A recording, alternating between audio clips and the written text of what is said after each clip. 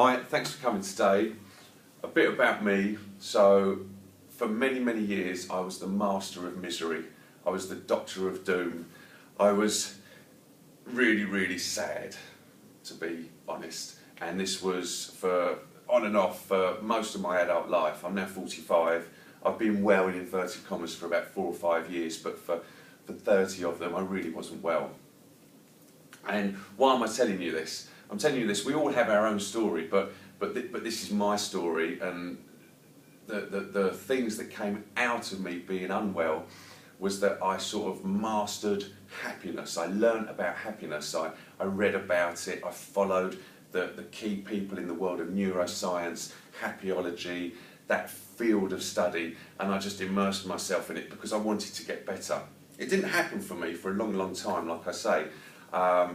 And I struggled mentally. I had paranoid schizophrenia, bipolar disorder, all these other labels that don't really mean too much, but I was unwell in a nutshell. And so I had all of this in my life, and it's brought me to where I am today, and I now live a fantastic life. And there were two key things that really led me to the position that I'm in now. And one of them was I was working in the city. I've been brought in by one of the leading companies in their industry for the recruitment that they did to set up a new team, a new division. I'd been there about a month, which was before Christmas, so it was all quite relaxed. We had a few outings and drinks and all that like you do. And then after Christmas, my line manager had what can only be described as a sort of a personality change, and he turned from this friendly, helpful guy to just the opposite.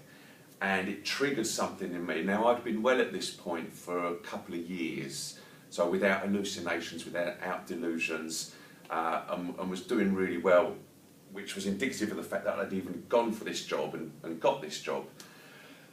But there was this one particular day I'll never forget. I was coming back to King's Cross to go home.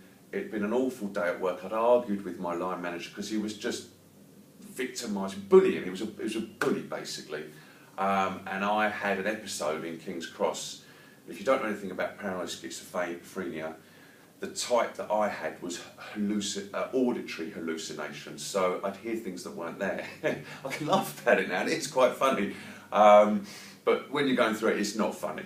And I just heard all this stuff going on in King's Cross. It was rush hour, it was packed, and I just remember being in tears, walking through the crowds to get to my train, because it hadn't happened for such a long time, and it was hard.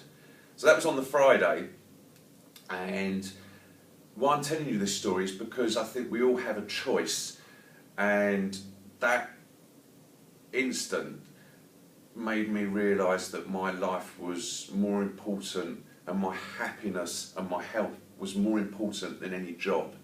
So rather than push on through, I was within the first 3 months. I rang the guy on Sunday and said, listen, it's not working out. I didn't tell him the whole story, but just made my excuses and didn't go back. And it was from that point that I realised that I need to do something that benefits me and benefits others around my health and my happiness. So that was when this journey started, and that was about 2.5 years ago now. So that really got me onto what I'm doing now and why I'm here. And what I've learned through the, I suppose, condensing 30 years of study, but really intense study in the last 2-3 years, is a system. And I call it my B.E.G.S system. The B.E.G.S system came about when we were going through Brexit. It's not Brexit. I don't think it's a choice whether you're in or you're out. I think you have to be in this B.E.G.S system because it works and it makes your life so much better. The B stands for breathing, and I believe that we all need to do a B&L account every day. If we look at ourselves as a business, this isn't a P&L account, it's not a profit and loss, it's a B&L. It's a breathe and let go. Because if you have a jug of water and you fill that glass of water and you hold it like this, eventually your arm here will start to tense, and the longer you hold it, the tension will go throughout your body, And if you think about that in respect to the thoughts that you have in your head over the period of a day, if you don't let go of them, that will create stresses and strains in your mind, in your brain and in your body. So it's just a case of taking a few moments. This whole system only takes 15 minutes a day or less, is to breathe and let go. There's lots of techniques which I talk about in other areas in more detail in other courses that I do, but the principle of it is to think about things in your day that may have niggled you or upset you and just be aware of it and let it go. Someone has said that breath is life, and it's true. It's the only autonomic process in our body which we actually have control over. So other systems like our heart and our lungs, they work without us having to think about it. Breathing is part of that autonomic system, but it's the one thing that we can control. So we can do deep core breathing, where you come from the stomach and you engage your diaphragm, the intercostal half circular muscle, to fill your stomach, and then breathe out and let it go.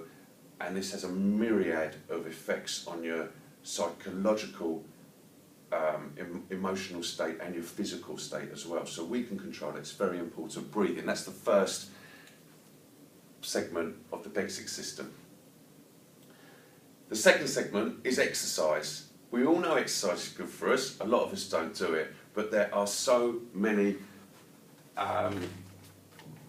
reasons why we need to do exercise, and I have developed what I call my SAD workout for improved health.